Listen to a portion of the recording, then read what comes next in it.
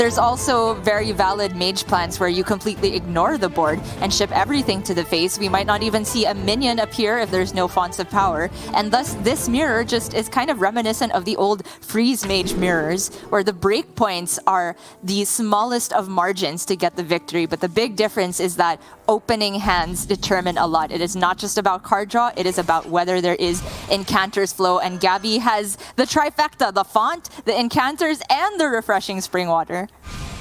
This is the juice, exactly what you are looking for. The only real consolation I guess I could apply to xBlyzes here is that he does have a pretty strong tempo start. 2-drop on 2, even if there are no secrets to draw in the deck. And then coin a Pexis Blast, maybe even coin Mizaki.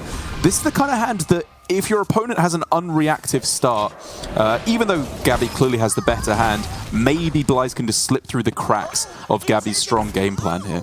Absolutely. It's not impossible for the Mage who hasn't played flow to get the win. I have lost many an embarrassing mirror where I have had the flow, my opponent did not, and I got burned down first because sometimes that one turn you take to develop nothing, they could have played something on the other side, and then if you don't hit the follow-up card draw, it can be hard to respond and get ahead at the same time. But Gaby's card draw has not stopped whatsoever. He has such a bevy of resources that I'm pretty sure the second font is just never getting played because it's going to clog up his hand when he wants to keep drawing into actual spells instead of generated minions. The question now just, how do you levy this bevy? Do you go for more card draw? Do you try and dump some of the resources from your hand first? I think getting for the ring toss here is pretty good. Counterspell, even with coin in your opponent's side, I think is still just a strong option because you can delay coin a Pexis or coin 5-drop with both Mizaki and Raz as powerful options. Just the one turn of disruption I think is worth the counterspell. I think he did end up on the Oasis ally, actually. I was thinking the only spell you really want here is Netherwind Portal, and Gaby immediately ripped it off the second one. The choice between CS and the even Ice Barrier, I would say, is worth considering because xBlyzes is in a position where he probably gets to play the first big minion on the board. In the end, Gaby decides to take Oasis ally. Maybe a little bit of mind gaming once again. Knowledge is what I provide. And I think the risk of proccing Oasis ally here is just too great to go for the attack into the minion. What I wasn't considering was not attacking at all, because obviously if this is an Ice Barrier, xBlyzes could say here, I'm never going to deal 8 damage with minions over the course of the game. I'm just going to deal 29 with burn. And it is that dichotomy that makes the secret so powerful in the matchup. Oh, Thalnos, a pretty good outcome to keep xBlyzes cycling through the deck.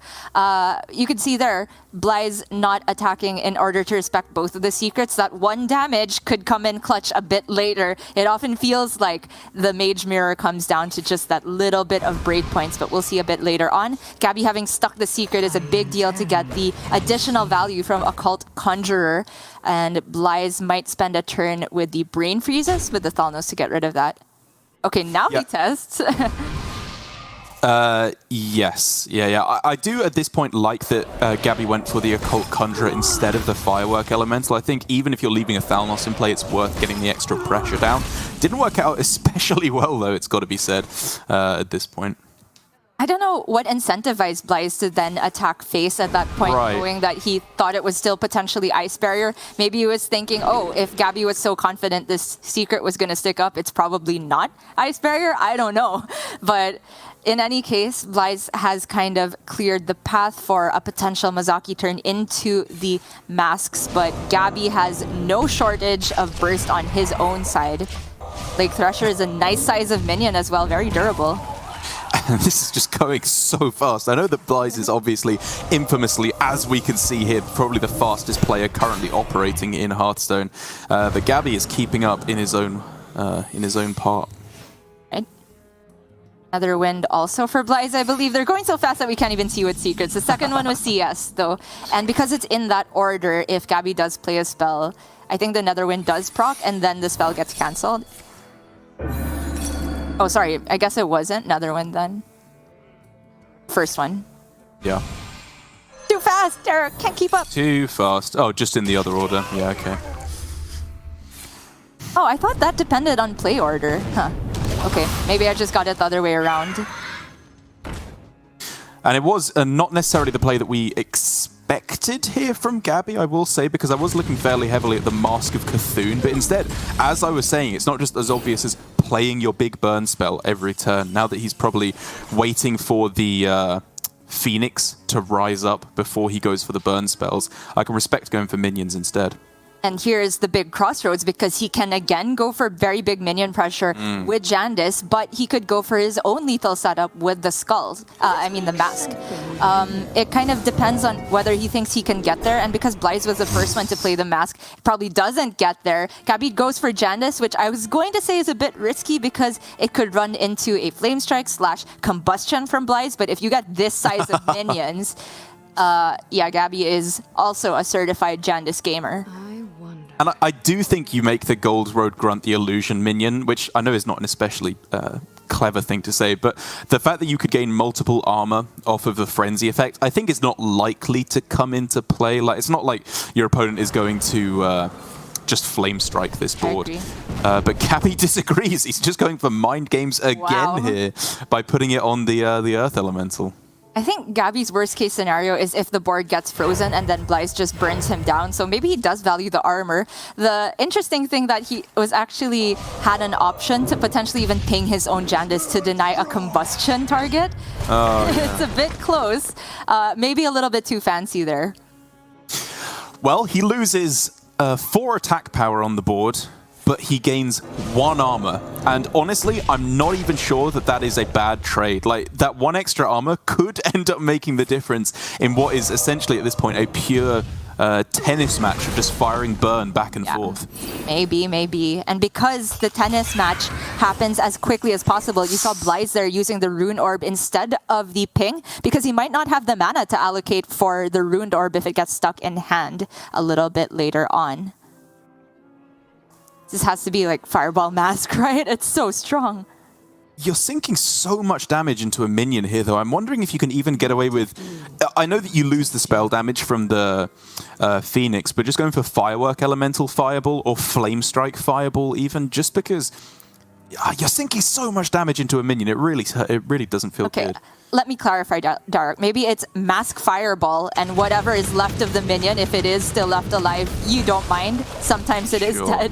And going about it in this order maximizes the damage to the face at the risk of leaving up a minion, and I think Gaby was absolutely fine with possibly leaving up a minion.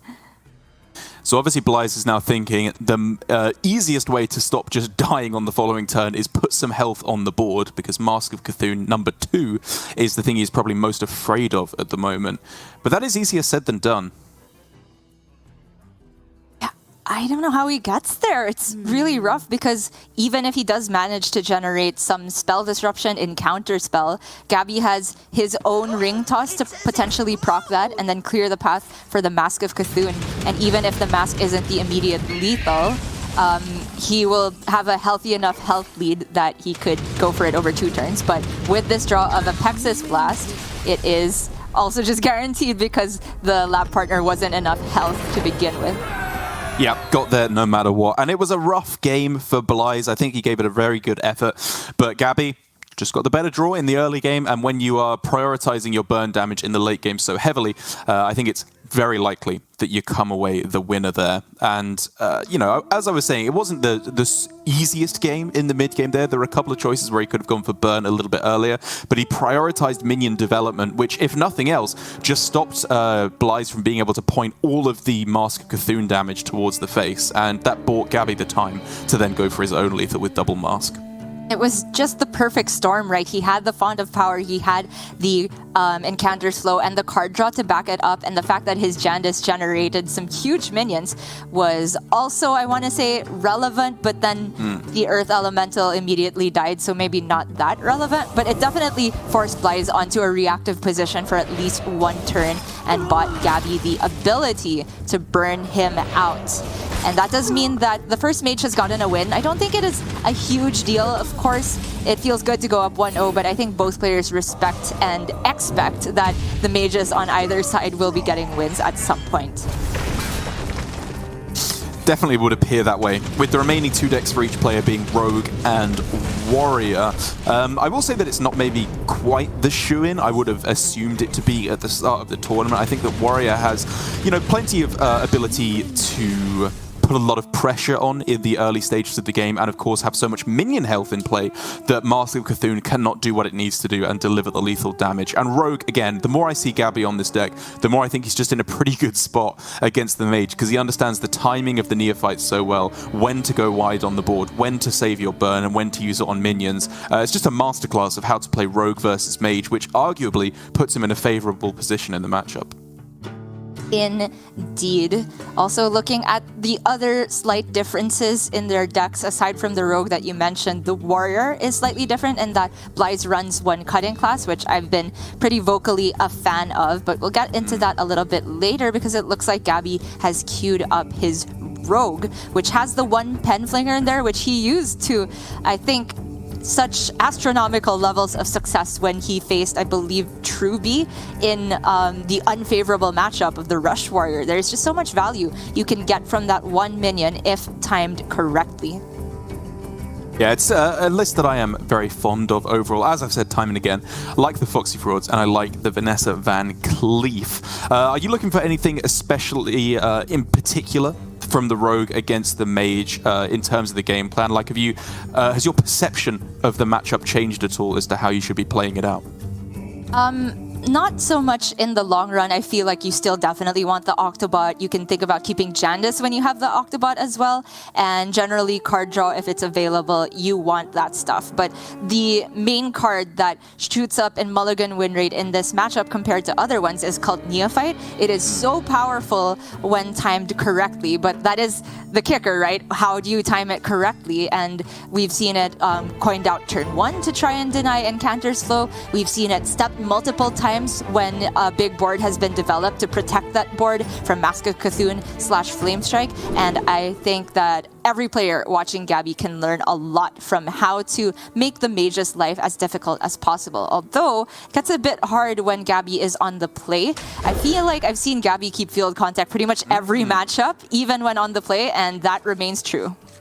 He just loves this card, and you can see why when you are running Foxy Frauds or just a lot of these cheap Battle Crown combo effects. It is easy to just draw 1, 2, 3 cards in the early game and not worry about getting all too much more value out of it.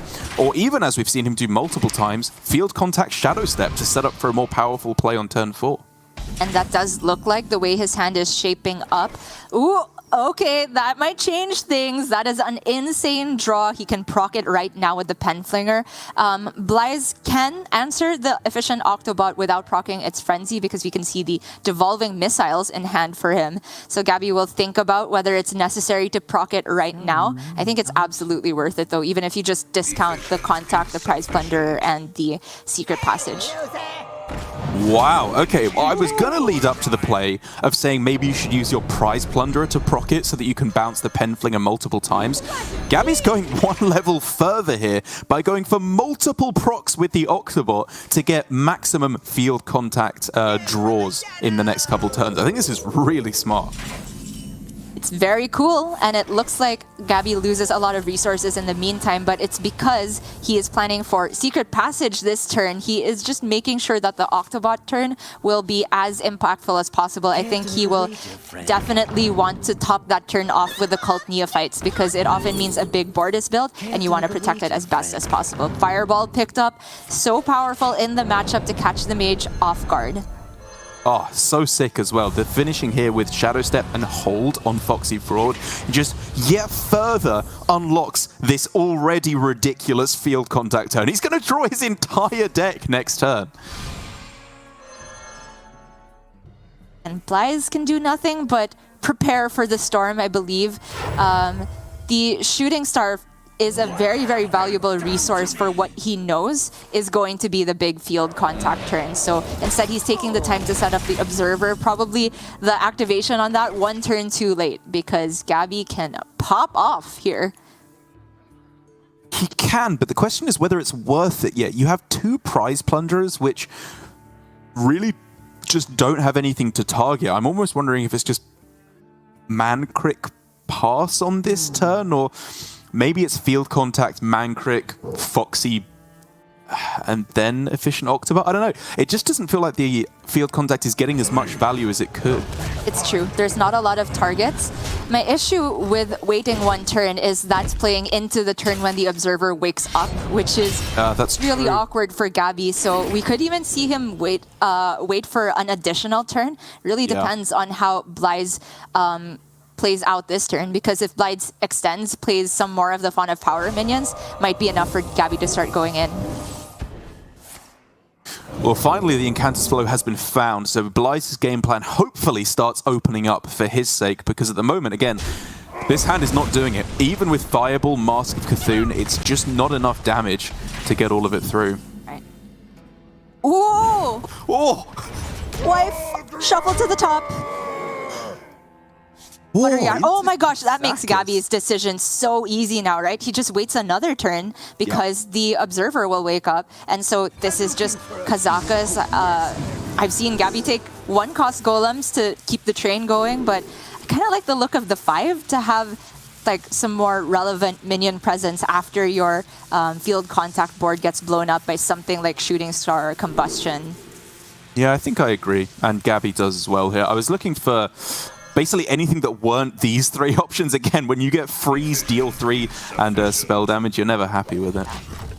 Oh, it's so smart too. He gets the proc on the Octobot because of the observer. Nice little interaction there. It's very rare that Rogue gets to wait this long to set up their turn against Mage, but it so happened that Blyze's hand took a while to get to the flow, and Gaby is about to truly just draw the deck. And he could even immediately buff his board at the end of it. Right, that's the sickest part of it, is with the +2/+2. If he gets Tenwu, he may even be able to like step it and play it again because his hand is just so cheap. You're right, it costs literally nothing.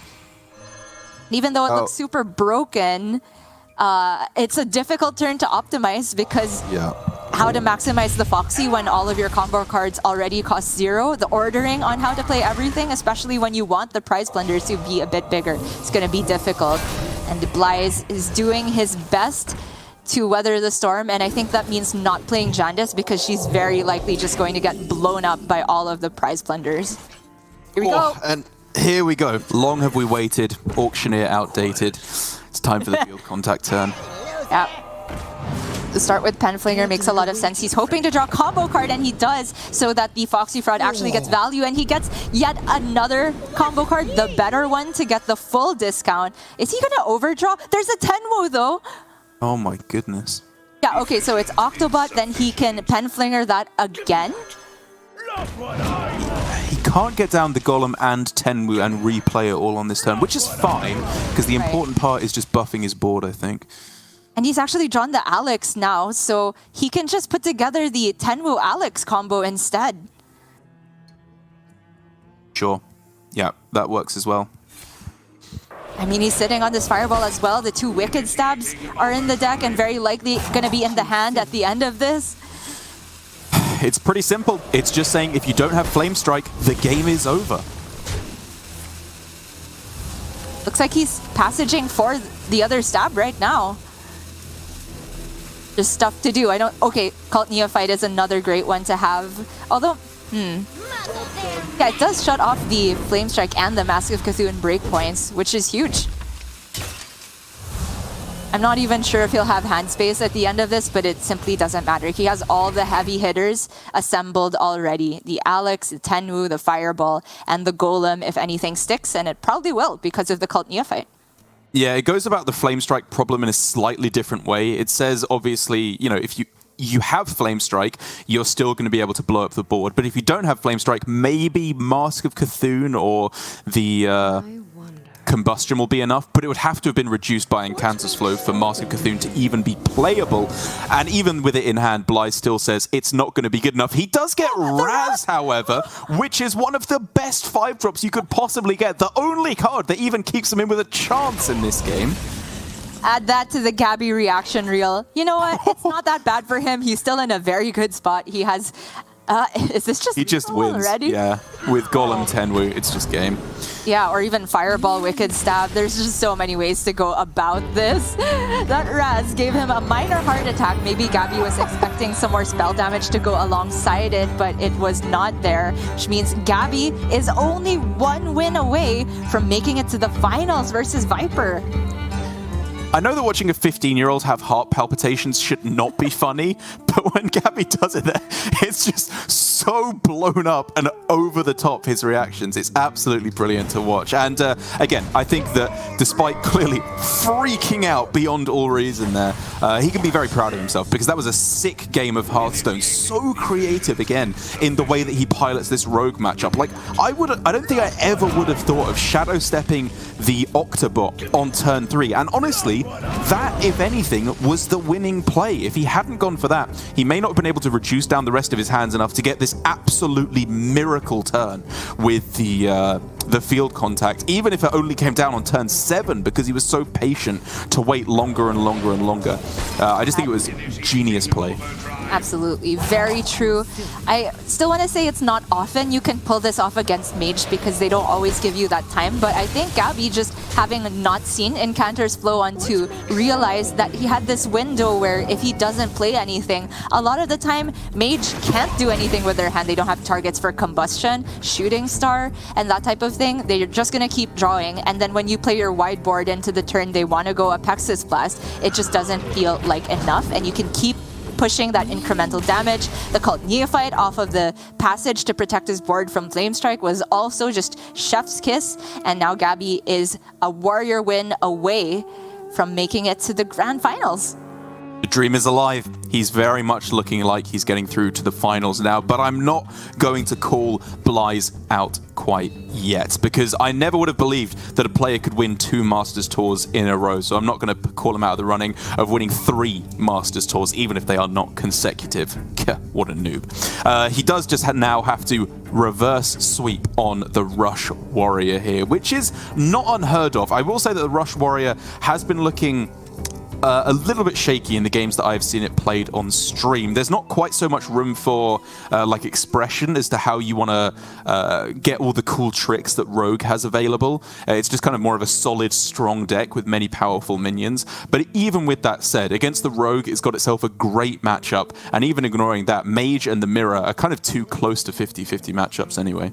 I agree. And actually looking at our class win rates throughout the Swiss portion of MP Orgrimmar, Mage and Warrior and actually Druid are tied for the highest win rate at 52%. Druid sample size is about a third of Mage and Warrior, so we can kind of count that one out. Warrior has been performing really well, despite it looking weak in some spots because it can just get it can run out of gas. I think in the hands of very skilled players, you can really eke out that value. And I think xBlyzes in his last series put on a very, very good show of how to be patient with the tokens from Bumper Car. And we'll see if Gaby can give xBlyzes a taste of his own medicine. And here it is. xBlyzes finally finds a timely Incanter's Flow. It's been a little bit late to the party in the other games, but now this hand is the dream. He's got flow, card draw, good minions being generated there as well off of the Font of Power. Gaby's going to have to come up with something pretty spectacular to take the win. And right off the bat, xBlyzes had an option to coin the flow, which I've seen a lot of people do because they just say it's one more card discounted. But I think the fact that xBlyzes had Flame Strike in the opening hand makes him really want to hold on to this coin. Early Flame Strike is so important in this matchup, I find. Being able to sweep up Warrior's removal and then create that window that you can burn them down with Mask of Cthulhu is often Mage's win condition. But Gaby's been curving out perfectly fine here, has the Stonewall Anchorman to potentially draw him something. This is the turn before Apexis Blast, though. This is kind of the problem with Rush Warrior in the matchup, though, is that Gaby has had about as good of a starting hand as you can have. He's spent every single mana crystal so far, all of it on minions, basically, and it's still just not very much pressure at all. A single Devolving Missiles now completely deletes any chance that he may have had to get these 1-1 rushes up to the point of threatening any kind of damage. Rakara can get them to a threatening, not necessarily health total, but attack total. And the Divine Shield on the Argent Squire is not to be underestimated. That does make Combustion a bit more awkward. And xBlyzes might have to pull the trigger on this second Devolving Missiles, because it's starting to get scary. Ooh, the shooting star to pair with the Worm Weaver. That's insane. Yeah, such a sick top deck here. And look at that. Yeah, perfect. You clear off almost the entire board. He can clear off the Mana Worms, but if the Rush Warrior is just clearing off your minions rather than killing you, you're very happy in this position. Well, not quite perfect because the Parade Leader stuck around, which is a persistent threat and kind of makes whatever Gaby's plays kind of immediate need to be removed targets for xBlyzes. And he did use a lot of resources on that last turn, but it's fine. He's picked up Combustion now. So sick again. Yeah. It was expensive for xBlyzes to use the coin there because, again, Flame Strike, such a key card in the matchup, but I think that last board was threatening enough to warrant it for sure. And now xBlyzes has stabilized. He can go for Fireball Ping and be pretty happy with it, honestly. It's slow, but he is slowly running Gaby out of resources. He is, but on Gaby's side as well, while I was kind of being very doom and gloom so far, he's bridged the gap through to Warrior's late game. It's just one turn left now before he can go for Troublemaker. And maybe with Troublemaker into Alexstrasza plus the Weapon Hits with a little bit of extra luck off the top of his draw, he may be able to just get there. This is hard to answer. His curve is just the nuts. I mean, it feels awkward to just play ETC on his own and Playmaker with no value, but that's just what Gaby's hand does. It says play all the pressure, all the threats, try to get over the top with the Troublemaker. xBlyzes putting together a way to clear the biggest minion is very big, but the Flame Strike is not enough on its own to deal with the Troublemaker. Gonna have to hope that both the 3/3s go face. They don't, though. Yeah, it's going to be very difficult to clear the board now. Okay, Apexis. Is it just too much? He's gonna Fireball instead, which means that another 4 damage sticks. Alex is 12 total, not quite lethal, but the 8/8 body remains, which is a huge problem for xBlyzes. He's just going with Samuro instead. He gets to go for the immediate attack off of the ETC, getting 2 damage more to face. He's just trying to eke out every single point of damage that he can. And it's going to be so close as to whether it gets there. Another weapon may just be his key to victory, because obviously xBlyzes can clear the board now. It's just whether or not Gaby can get the damage to creep over the finish line. Oh, the ring toss could be huge here. If he gets Ice Barrier, that can potentially deny weapon outs alongside Alex. No barrier. I think he picked up Rig Fair Game too, which is not going to do anything against this giant Alex, but Gaby will be worried about Mirror Entity, potentially. Yeah. You just pray. Yeah. Simply can't afford to play around it, and xBlyzes now has so much card draw, looking for Brain Freeze, gets the Prime. There's the Brain Freeze. Just go for that right now. Does he need to? Probably not. I'm trying to think of disaster outcomes off the Prime for xBlyzes. Honestly, there's not that many as long as he freezes the Alexstrasza prior, but if he feels like he can get there with just the secrets, and now that he has the barrier, he probably can, and there's no need to go for the Prime. By the way, the Sage is going to draw him 1 billion cards. That's true. I didn't even think of that. But the Deep Freeze, I think, is the real kicker here, because even with Sword Eater off the top, even if there, by some miracle outcome, wasn't offered an ice barrier there, I think we know that it was not going to get there. And Gaby, as soon as he saw the ice barrier start to trigger, just threw it down instantly. There was no win condition left. Yeah, it was so likely to be ice barrier by that point. Mage only has 6 secrets in the pool, so when you already start with 2 of them activated, and then, 2 of them in play, and then xBlyzes goes for the second ring toss, like Gaby knows that he will have had ice barrier if he wanted it, and he absolutely did. That was a very valiant effort from Gaby, putting together a very powerful set of threats turn after turn, but the power of flow into card draw just cannot be denied.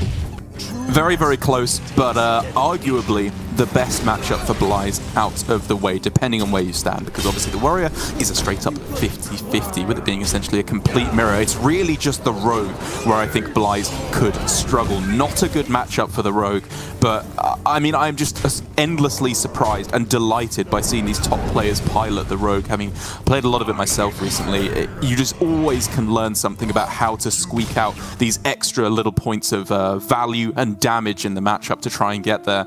So I'm not calling anyone out yet, out of the running to get there. This Warrior Mirror is going to be a nail-biter for Gaby in particular, though. Absolutely. I've already learned so much from both these players watching their runs throughout the Swiss and the top 16 and now in the top 8. But honestly, I have to watch the video on 0.5 speed to be able to follow what's going on, especially in xBlyzes' case. And it feels like Gaby is, kind of showing that he can also play at that pace when he's facing xBlyzes. So far, no blips in his play.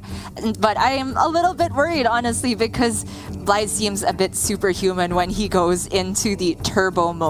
Gaby did mention prior to this series that he would rather have faced Melody, even though xBlyzes and Melody have the exact same lineup, which means that Gaby just sees xBlyzes as a threat in terms of quality of play.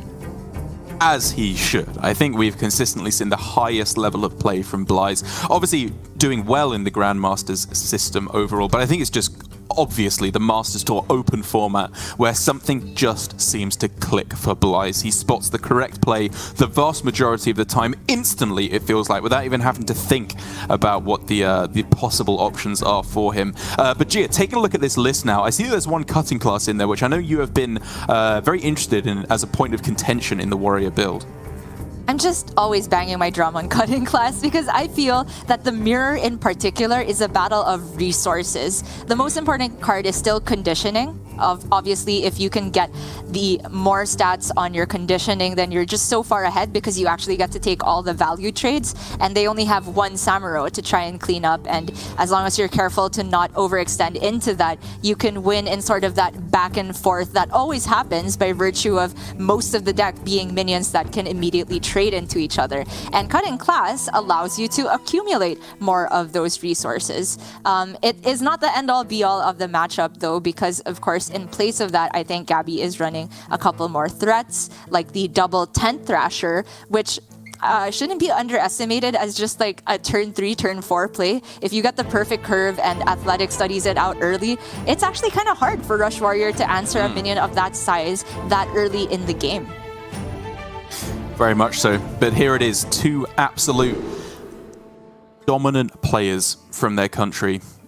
And it all comes down to this for Gaby. He has two more chances to get the win with the Warrior, but you just really want to get it now and not even have to worry about the final matchup. Not a bad hand, though, with Athletic Studies being able to curve out and hopefully smooth things before you go for Warmall Challenger, Sword Eater. There is a curve that he can follow here that's quite clean. And the mulligan from Gaby, I feel, maybe would surprise a lot of newer Rush Warrior players like Crab Rider, Sword Eater. Those synergize with the 10th Thrasher, and Crab Rider is like one of the best cards in the deck. But in the mirror, you don't want to just play that out as a 1-4. It has so much more potential when you get conditioning / run thack value onto it. xBlyzes picking up an additional Rakara is huge as well. And we could see just a very long game of hero power pass at the beginning. xBlyzes, though, by virtue of run thack having 6 health this early on, I think it's very reasonable to assume it is going to stick. 10th Thrasher just a little bit short of being able to deal with that. Yeah, and it's annoying, right? Because it almost looks like you can go Crab Rider, coin 10th Thrasher, but obviously the mana discount from the Athletic Studies would not carry over. Do you ever try and get there with Warmall Challenger and Crab Rider? It is just about killable, but I don't think it's worth it. I also don't think so. I'm honestly looking at even the Sword Eater to get the weapon online, and he could just try and swing into the run thack over a couple turns, and he would save the mana for 10th Thrasher for the next turn.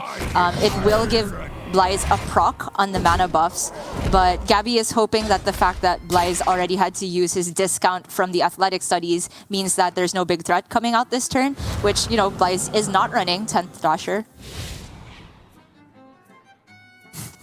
Oh. Rakara is a clear. Looks pretty strong. The bumper car is a clear as well. The mana is not as good though. Yeah, I think just his thought process is that he can buff up Rakara to be really, really big, and then when he has that in addition to a board that he will probably still be in command of in the next couple turns, he'll be able to get a Rakara that's very, very difficult to deal with. Very reasonable indeed. Gaby going to go ahead and get reasonably priced Blood Boil Brute here.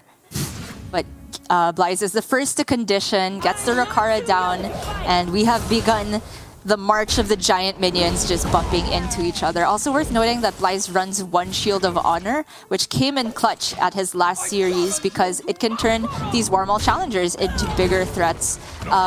Even as a 3-6, it kind of pales in comparison to this run back. Oh, look at this. This is just big dudes every turn. Double conditioning for Gaby, whereas obviously multiple procs from Runthak on xBlyzes' side. It kind of cancels out, but it is just going to be back and forth. This is like Godzilla versus King Kong, just Kaijus destroying everything around them. Alien versus Predator, Blyze versus Gaby. I see no difference, but the big kicker here is that this kind of dance of big trades back and forth is all leading up to turn 8, because when Troublemaker comes down, that is a minion that is persistently creating threats on its own. So I find that the player who is ahead come turn 7 generally gets the biggest advantage in this matchup.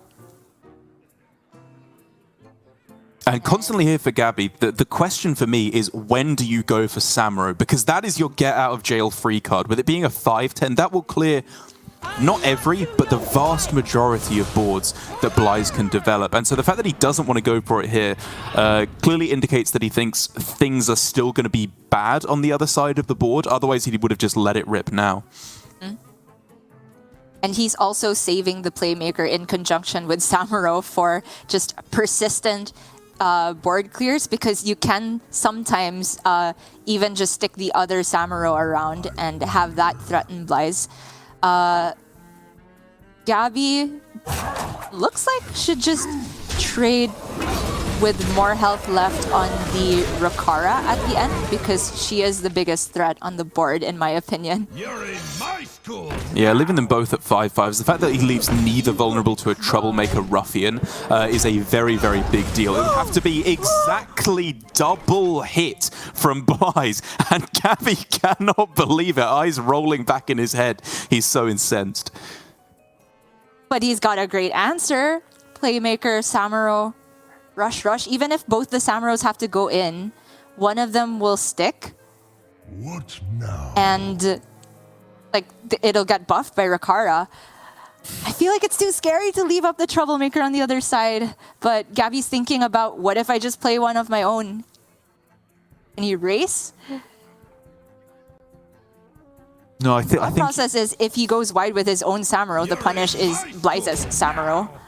Oh, he just goes with the Troublemaker. Obviously, it has the chance of just going double face here to go for the rush in its own right. He doesn't get it, but this still makes the trades awkward for the Troublemaker on the other side. No value trades available, it would seem.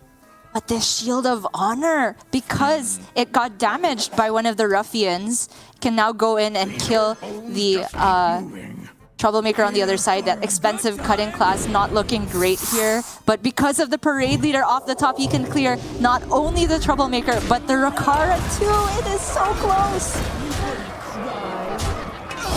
Oh, he gets and it the kills clear it as well. Oh, but the Alex goes her off the top. Oh. And then the Alex on the other side. And then Gaby has Samuro to deal with that. Gee, I can't even keep up. I can't either. And he's gonna need the double Samuro to deal with that? Well, that wouldn't even get there, right? Because the first one's Frenzy doesn't proc, so it would only deal 10 damage. Oh, you're right. Even if he goes into the Parade Leader, the Alex is too big. So he goes for the Troublemaker, doesn't get the clear on the Parade Leader, and now Blyze's Murloc can have 5 attack on it.